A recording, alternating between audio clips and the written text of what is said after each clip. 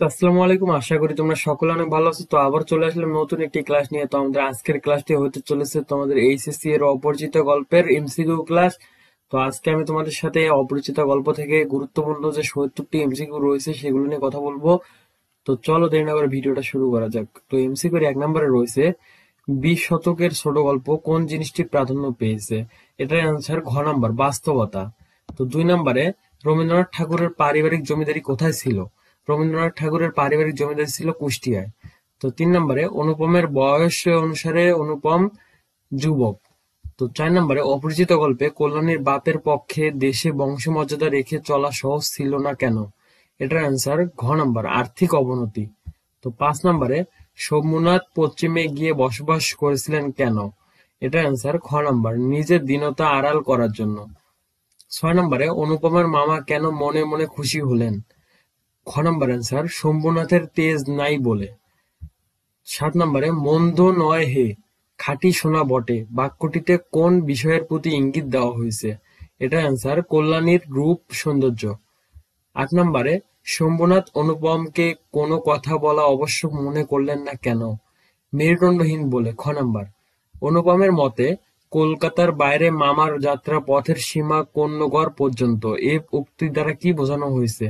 এটার অ্যান্সার খ নাম্বার মামার ভৌগোলিক জ্ঞানের সীমাবদ্ধতা। ১০ নম্বরে মামার ক্ষেত্রে কোন বৈশিষ্ট্যটি বিবেচ্য? এটার অ্যান্সার অর্থলোভী। এরপরে ১১ নম্বরে অনুপমকে বিয়ের আসর থেকে ফিরিয়ে দেওয়া হয়েছিল কেন? এটার অ্যান্সার খ নাম্বার ব্যক্তিত্বহীনতার কারণে। ১২ নম্বরে আমার পিতা এককালে গরিব ছিলেন কার কথা? এটা অনুপমের কথা। হরিশ কে? হরিশ হলো অনুপমের বন্ধু।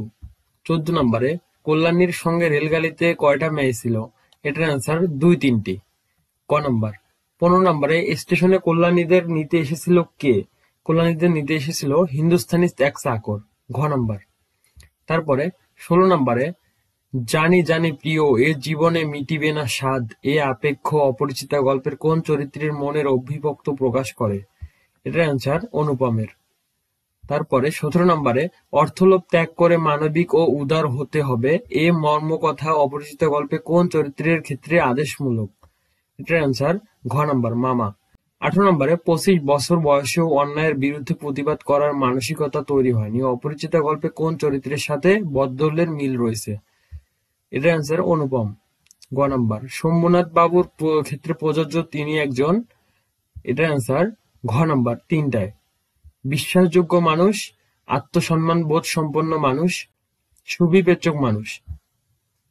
২০ নম্বরে কল্যাণীর বিয়ে না করার সিদ্ধান্তের যে বৈশিষ্ট্যের প্রকাশ পেয়েছে তা হলো। এটার অ্যান্সার খ নাম্বার ১ ও ৩। ১ ও ৩-এ ব্যক্তিত্ববোধ, দৃঢ় মানসিকতা। নিচের উদ্দীপকটি পড়ে ২১ ও ২২ নং প্রশ্নের উত্তর দাও। আজ ভট্টাচার্য মহাশয় তার বড় ছেলে আশিসের জন্য মেয়ে দেখতে যাবেন এই নিয়ে ১০০তম বার উপযুক্ত পণ ছাড়া ছেলের বিয়ে তিনি দিবেন না। ২১ নম্বরে উদ্দীপকের আশিস অপরিচিত গল্পে কোন চরিত্রের সঙ্গে অনেকাংশে তুলনীয়? এটার অ্যান্সার অনুপমের। ক নাম্বার। তো এরপরে ২২ নম্বরে উদ্দীপকের উক্ত বিবরণে উঠে এসেছে অপরিচিত গল্পের ১ ও ২ সমাজের যৌতুক প্রথা, ২ সমাজের বিবাহ প্রথা।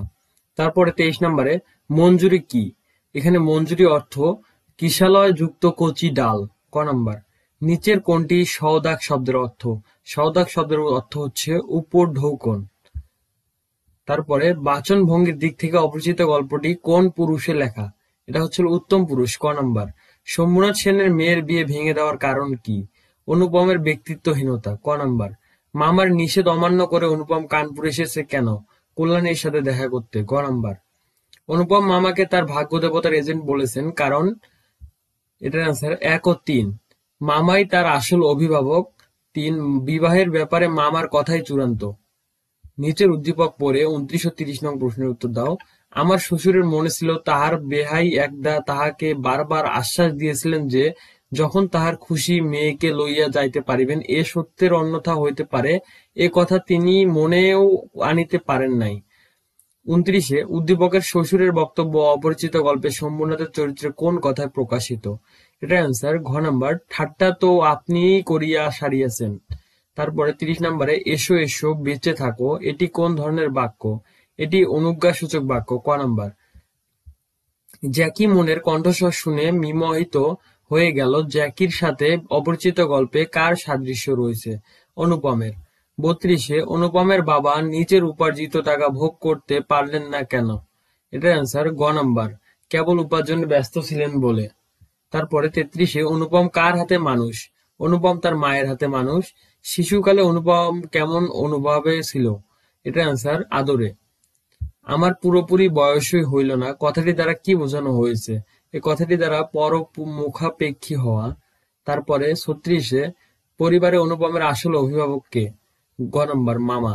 অপরিচিত গল্পে মামার সাথে অনুপমের বয়সের পার্থক্য ছিল বছর ৬। গ নম্বর। ফল্গুর বালির মতো তিনি আমাদের সমস্ত সংসারটাকে নিজের অন্তরের মধ্যে শুষিয়া লইয়াছেন। এই ফল্গু নদীর বৈশিষ্ট্য কি? অন্তঃসলিলা নদী। তারপরে ৩৯ বিয়ে সম্পর্কে মামার বিশেষ মতের কারণ কি? অহমিকা বজায় রাখা। ক নাম্বার। হরিশ ছুটিতে কোথায় এসেছিল? হরিশ ছুটিতে কলকাতায় এসেছিল। অনুপমের শিক্ষাগত যোগ্যতা কি? অনুপমের শিক্ষাগত যোগ্যতা হলো MA। অনুপমের গোপন কথা কোথায়? তরুর মর্মরে। অপরিচিত গল্পে সরস রসায়নের গুণ আছে কার? হরিশের। ৪৪ অপরিচিত গল্পে কল্যাণীর বয়স কত? কল্যাণীর বয়স ১৫। ৪৫ মামা মন ভারী হলো কেন? মামার মন ভারী হলো মেয়ের বয়স বেশি বলে। বরের হাট মহার্ঘ কেন? এটার অ্যান্সার খ নম্বর, যৌতুকের কারণে। ৪৭ অনুপমে কেন নিজের চোখে মেয়ে দেখার কথা বলতে পারল না? এটার অ্যান্সার গ নম্বর, সাহসের অভাবে। অনুপমের পিস্তুত ভাইয়ের নাম কি? অনুপমের পিস্তুত ভাইয়ের নাম বিনু। আমার ভাগ্যে প্রজাপতির সঙ্গে পঞ্চস্বরের কোনো বিরোধ নেই, এ কথা বলতে বোঝানো হয়েছে অনুপমের ভাগ্যের সুপ্রসন্নতাকে। ৫০ অত্যন্ত আটি ভাষার বক্তা কে? আটি ভাষার বক্তা হলো বিনু দাদা। শম্ভুনাথ বাবুর বয়স কত? শম্ভুনাথ বাবুর বয়স প্রায় ৪০ বছর। অপরিচিত পরে ভিড়ের মধ্যে দেখিলে সকলের আগে তার উপরে চোখ পড়িবার মতো চেহারা কার ছিল? শম্ভুনাথ বাবুর। একটি মকর মুখা ছিল। বালা।